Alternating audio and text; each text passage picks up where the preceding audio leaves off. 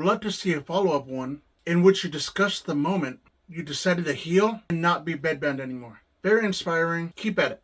If you didn't know, I was 674 pounds and bedbound. I was bedbound for a whole year. Well, one day shy of a year. Da-da-da-da. That's what I'm going to be talking about. It's so wild to me to think back on when I was bedbound, on when every single day, every single minute of a whole year basically, except for the last 24 hours of the year, was literally right here. Well, it's different bed now, but you get my point, like right here. Same room. Day in, day out was the same exact routine. I'd wake up, I don't know, noon, 11, 1, 3, 9.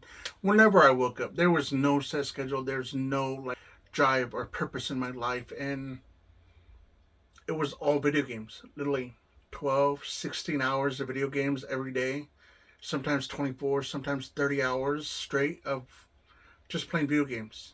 I have a few videos explaining how I became bedbound and what was the, what happened. And so really quick version, I got bedbound because of a misdiagnosis of plantar fasciitis. They thought it was gout. It was plantar fasciitis. They told me, and they treated it like gout, but it was an easy treatment of roll my foot on ice, massage it, get the swelling down, da-da-da-da-da. But when plantar fasciitis goes untreated, it just gets worse and worse and worse. And that's what happened to me. I was doing everything they said. Take your medicine on time. Basically do the, rest, ice, compression, elevation. I think that's rest, ice, compression, elevation. Elevate. Yes. I did everything that they said. But yeah, that's basically what happened on how I became bedbound. It was a long process. I'm pretty sure I have this story on one of my older videos. But this is about the story of how I got out of bedbound, on how the reasoning behind my willpower of no longer wanting to be bedbound, about how I didn't want that life, about how I didn't want. I think the main thing I said when I was still bedbound, but I wasn't off of bedbound, was I don't want to pass away in this bed. I don't want them to have to rip open the wall just to get me out of the room, or I don't want them to. I don't even know where my mind was. Worst case scenario type of thing, and ripping out the wall just to get me out of the room was one of them.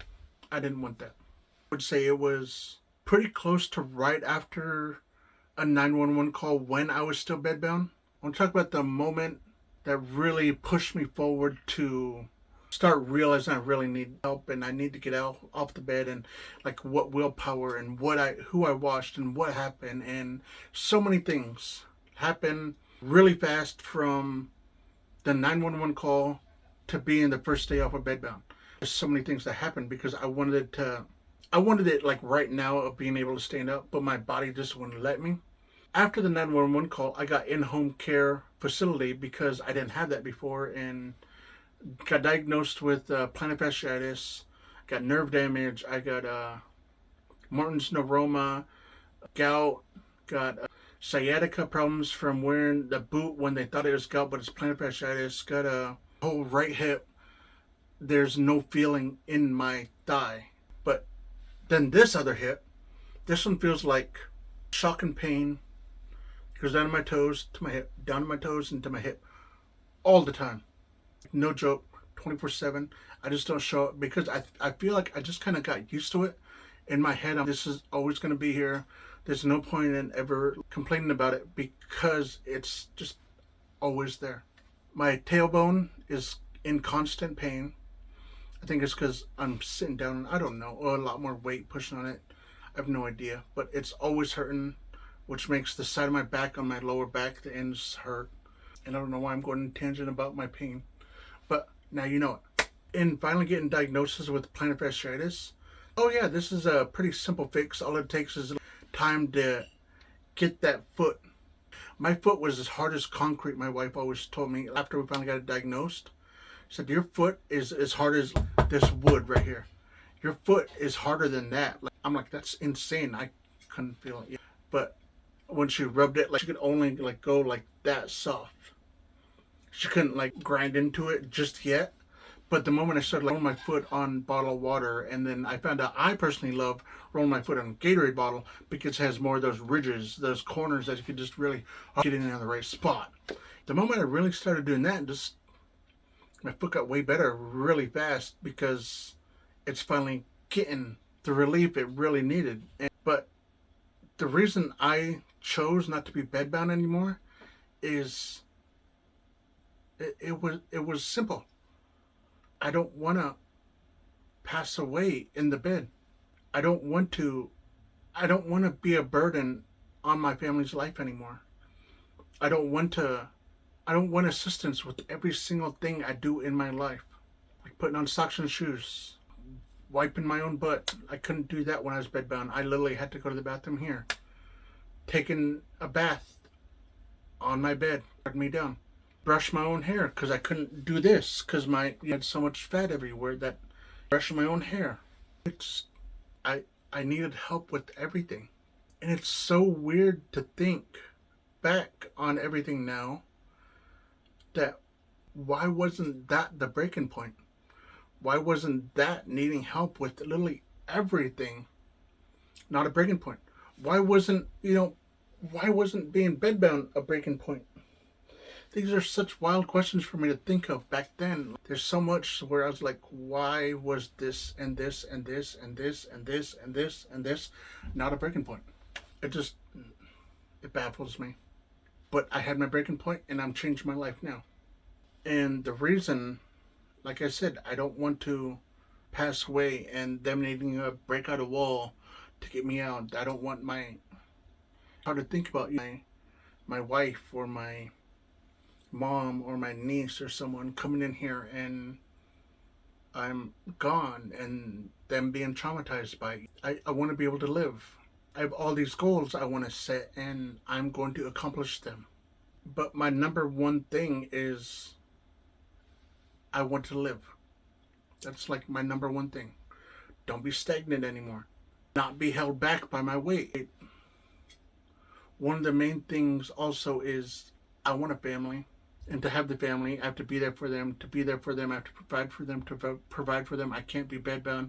And I have to get better. Doing it for myself, doing it for my future family, doing it for my future.